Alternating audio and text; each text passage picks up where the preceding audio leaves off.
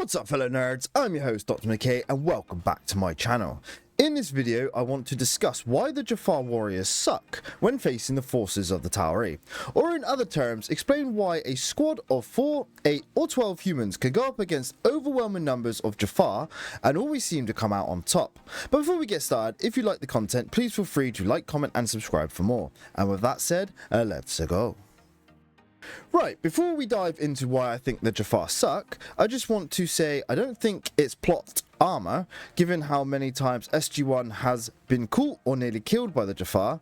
Well, hell, they even did get killed once, so yeah, I don't believe it's plot armor at all, but down to tactics and training on each side. So let's break it down.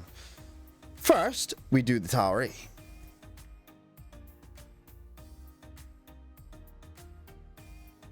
Let's start off with the Tauri's training. Each SG team is usually made up of squads of 4 or 6 members with various skills, with some SG teams having more members in their squad. All teams are a mix of elite special forces, marines, combat medics, combat engineers and scientists, and vary in roles. Let's take SG-1 as an example. We have Jack O'Neill, a highly trained Air Force Special Forces combat veteran with years of experience, highly trained in multiple weapons and tactics, and is a competent leader. Next we have Samantha Carter, also a highly trained Air Force officer with combat experience and training in multiple weapons and tactics. A strong leader too, and is highly intelligent with a science background, considered one of the smartest of the Tauri. Next we have Tilk, a Jafar First Prime, highly skilled and has years of experience in Jafar tactics, and is an excellent warrior, has superb aim with a staff weapon and can adapt to use Tauri weapons from training received under the SGC. Tilk is also an excellent tactician and a strong leader as well. And lastly on the team is Daniel Jackson. Now Daniel is different here, as he is a civilian archaeologist and at first only received basic training with a sidearm and standard battle tactics. Daniel's role on the team is more of a culturalist and liaison to other peoples and cultures rather than being a soldier, but as Daniel's tenure at the SGC went on, he began to receive training in other weapons like the P90 submachine gun and underwent physical training and tactics to become a very capable soldier in his own right. But SG-1 is a unique team for this comparison, with only having really only 2 human soldiers. But I'm making a point as SG-1 is the flagship team we see the most. But if we just look at O'Neill and Carter for the training, the other SG team's human soldiers have received the same basic training as them and are highly skilled in their specific roles, making every SG team member highly trained soldiers with different skills. But let's just look at the SG team's roles first.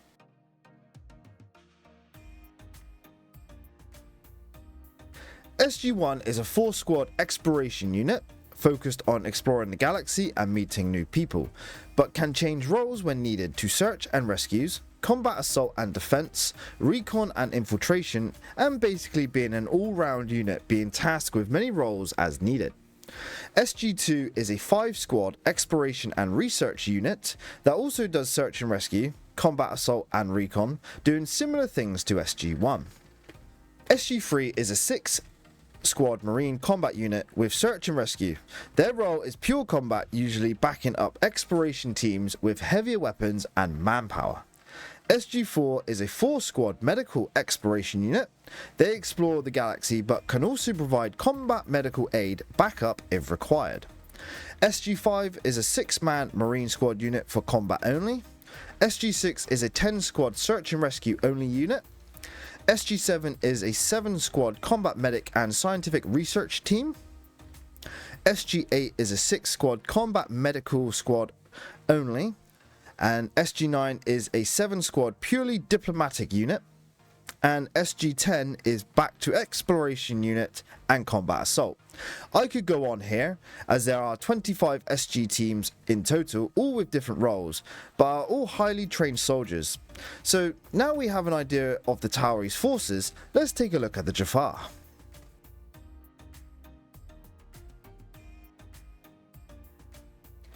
Okay, the Jafar are a slave warrior race, trained from birth to be warriors, trained in the use of a staff weapon and Zat gun, the staff cannon, and hand-to-hand combat. They follow orders blindly and use very little tactics on their own, usually relying on an officer or command from a prime Jafar to direct them in battle. The Jafar numbers in the millions and have various skills. They are led by different global factions who have a first prime, a single Jafar that gives orders. However, on the ground, most combat engagements are led by second primes, third primes, or officers. But if a first prime is on the battlefield, the Jafar are usually more deadly. A Jafar squad is usually made up of 6 to 8 Jafar, led either by an officer or a Jafar guard, but sometimes the Tawari encounter a platoon of up to 5 squads of Jafar, numbering 30 to 40 Jafar, led by a skilled officer or prime, completely outnumbering an SG team. But at nearly every engagement at this level, the SG team wins or gets away with only a few casualties, and it begs the question, how? Now yes, if the Jafar sent an entire regiment of Jafar, which is 4 platoons numbering 160 Jafar, or a battalion of Jafar numbering 600 to 1000 Jafar, then yes, the Tawari don't stand a chance on the ground. But this is never the case, so why do the Jafar suck in small skirmishes when they have the numbers? Well, let's discuss.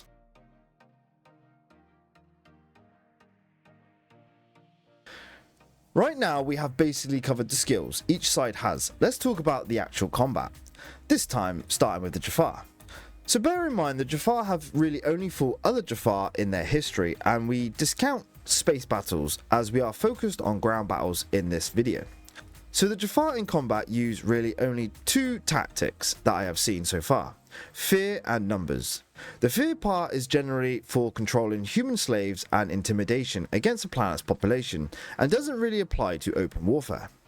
Now for the numbers, the Jafar's main battle tactic is using numbers to overwhelm the enemy, and with 2 Jafar armies, this would result in many casualties on both sides, leaving the victor the one with the less casualties, as the Jafar would be ordered to fight to the death.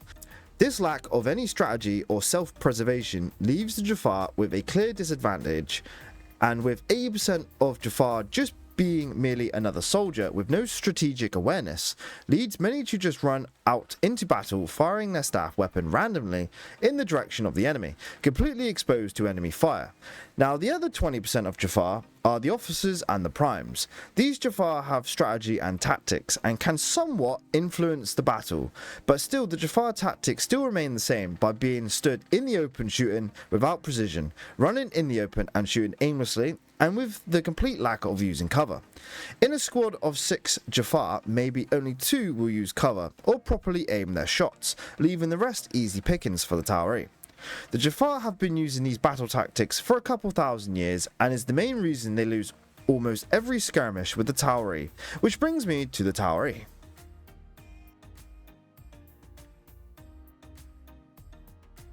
The Tawari are a completely different animal when it comes to combat. These highly trained soldiers use extreme tactics, precision weapons, and use cover all the time. They also use stealth tactics and use various different weapons to their advantage. In the early days of Jafar and Tawari battles, the Tawari soldiers can normally take down 10 Jafar easy. There is many occasions where we see the Tawari be outnumbered and still come out on top.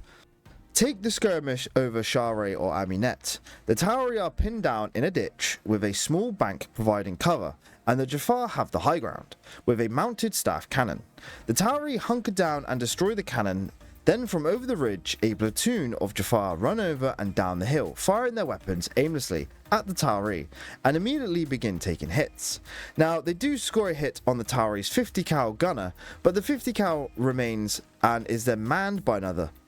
And the 3 SG teams managed to win the battle, taking down all the Jafar with only 2 casualties. There is other battles of note that I want to highlight, like with the first battle the Tawari fought against the Jafar on Chulak, how even in their first battle with overwhelming numbers, SG-1 and SG-2 managed to hold the Stargate and save the prisoners with only sustaining a couple casualties. Yes, they got overwhelmed and didn't win the battle per se, but they won in the sense they escaped. But as you can see, the Tauri instinctively use cover and the terrain to their advantage and use their extensive arsenal of weapons that deal more damage. There is a clear distinction to both sides' fighting style, and it highly favours the Tauri. But the Jafar technology is superior to the Tauris, yeah? Well, yes and no. Let's cover the weapons next.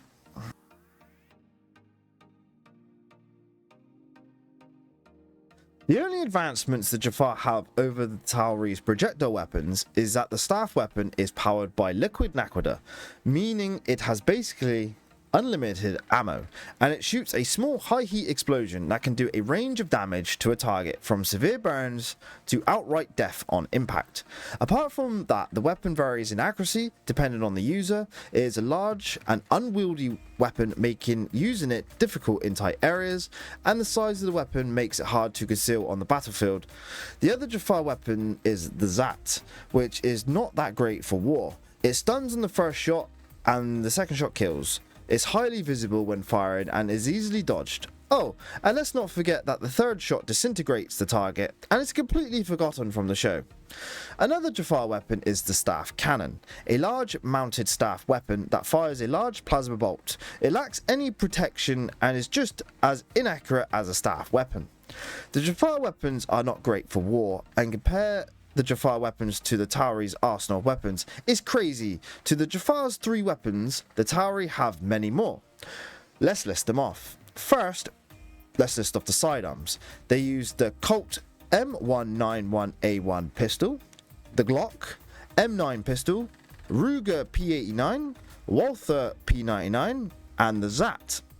For primary, we have the MP5, the P90, the M16, the G36K, M4 carbine, UMP45, M240 machine gun, M2 Browning, M249 squad auto, M60, M60E3, M61 Vulcan, HK SL8 sniper rifle, the Barrett M82, the USAS-12 auto shotgun, the grenade launcher, the M72 Law RPG, the FIM-92 Stinger missile, the FIM M43 Red Eye rocket launcher, 50 cal machine gun, frag grenades, flashbangs, smoke grenades, C4 claymores, and M22-4 mortars.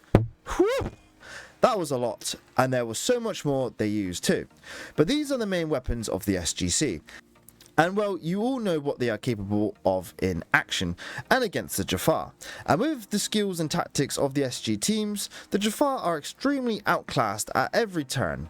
They only win with numbers and having the home turf advantage, including aerial and orbital supremacy.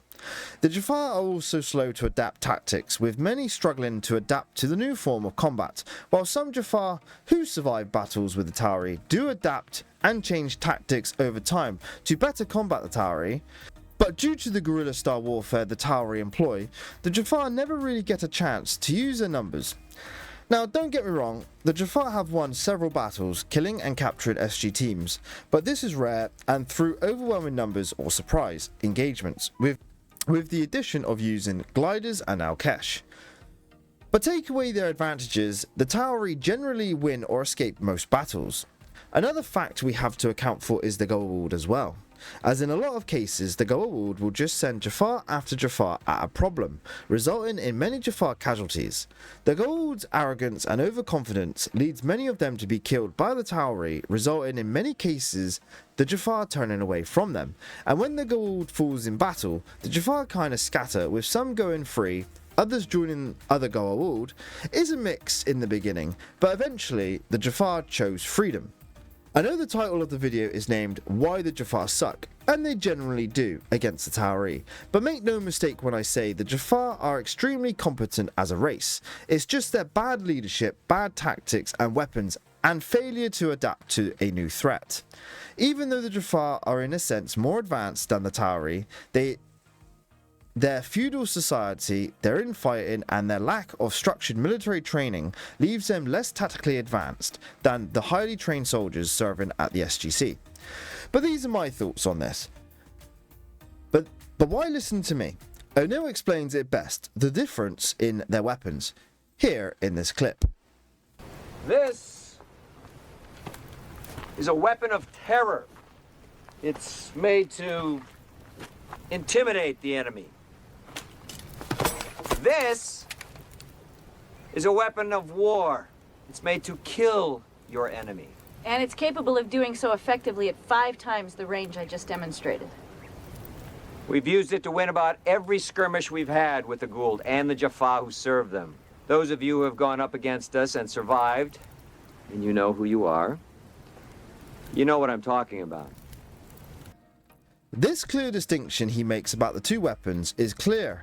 The weapons of the Jafar are to incite fear and intimidation, whereas the weapons of the Tauri are weapons of war, meant to kill your enemy in a precise manner and at range. The lack of the Goa'uld's innovation to create better weapons for the Jafar is one of their biggest downfalls, as seen when a race like the Tauri come along with deadly weapons and tactics. The Jafar are basically outclassed and get wrecked, and with the Tauri's boldness to attack the Goa'uld directly, the Goa'uld were completely taken and lost hard. The Jafar suck not because they're weak or stupid, but from the Goa'uld's lack of innovation, strategy, and underestimating the Tauri. And that is where I shall leave this video. So there we go, my fellow nerds. This has been a discussion on why the Jafar suck. I hope you all enjoyed the video, and if you did, please feel free to like, comment, and subscribe for more. I have been your host, Dr. McKay. Thank you all for watching, and I'll catch you all in the next video. Cheers and goodbye, and have a good rest of your day. Bye!